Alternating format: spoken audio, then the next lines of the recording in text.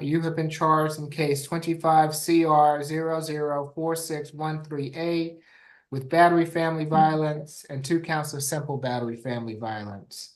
Is there a history, Ms. Hardy? Excuse me, the last arrest was May 16th, 2019, out of DeKalb for possession of cocaine with intent and possession of Schedule II controlled substance. That did result in a felony conviction. They have 3 total arrest cycles, arrests out of Georgia and South Carolina. Nothing further to report. Thank you. Ms. Falk?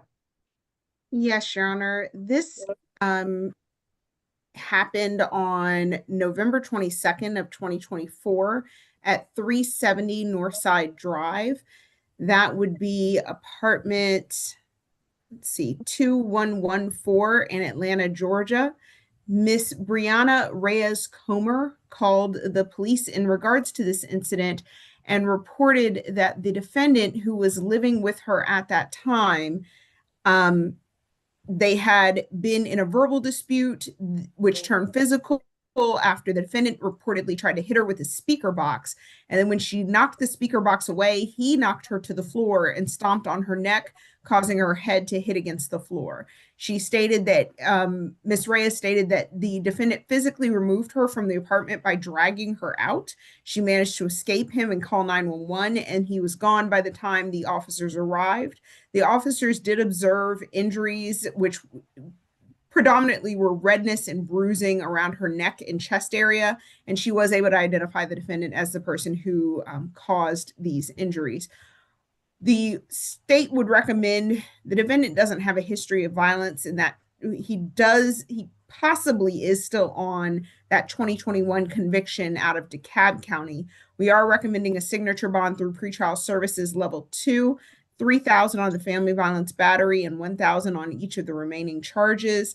$5,000 signature bond is what we're recommending. No further contact with Brianna Reyes Comer. Stay away from 370 Northside Drive Northwest, apartment 2114 in Atlanta. No alcohol, drugs, or weapons. No firearms. We would at this time like to sound for Miss Brianna Reyes Comer, and that's all for the state. Ms. Reyes Comer is on the line, wishes to address the court. Now is your opportunity. Does not appear so. Ms. Wills, any objections to any of the state's requests? I would just request that it be a signature bond at level 1. This did happen a year ago. They have had no further contact. They do not live together. They have no children together. They broke up after this incident occurred. He does deny the allegations. He is gainfully employed and states that he was actually arrested on his first day that he was to start work at Pizza Hut. He does have a diploma. He's also a native of Georgia. And so for those reasons, I would request a signature bond level 1. And Your Honor, the reason the state requested level 2 is because it does appear based on the math, he is still on probation in the DeKalb County case. For the battery, a $3,000 signature bond through pretrial level 2. For each of the other charges, a $1,000 signature bond through pretrial level 2. Makes for a total of a $5,000 signature bond through pretrial level 2. No further contact with Ms. Reyes Comer. Stay away from the Northside Drive address. No drugs, alcohol, weapons while out on bond. Good luck to you, Mr. Brown.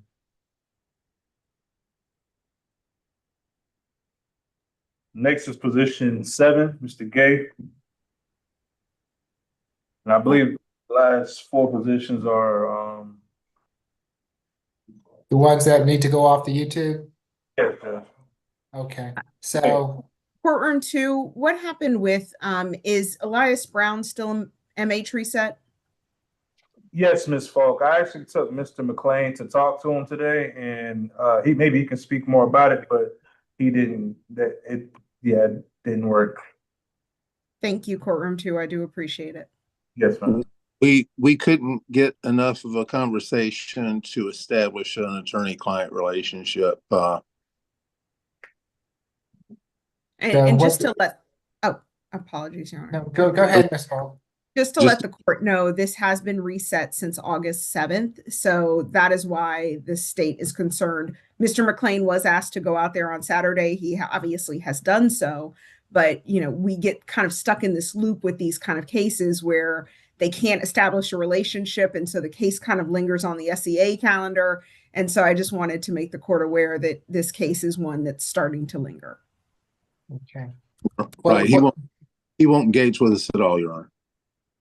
Okay, is there a plan to try to attempt to get him to engage at least enough to get a waiver?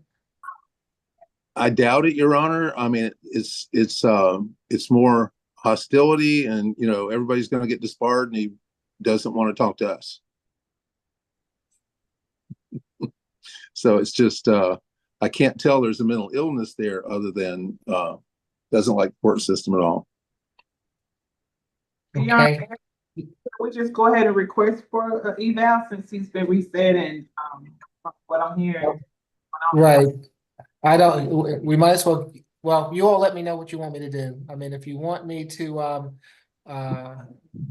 I think we get him on the right track if you requested an evaluation, Mr. McLean, so that we don't hold it up, but that's up to you.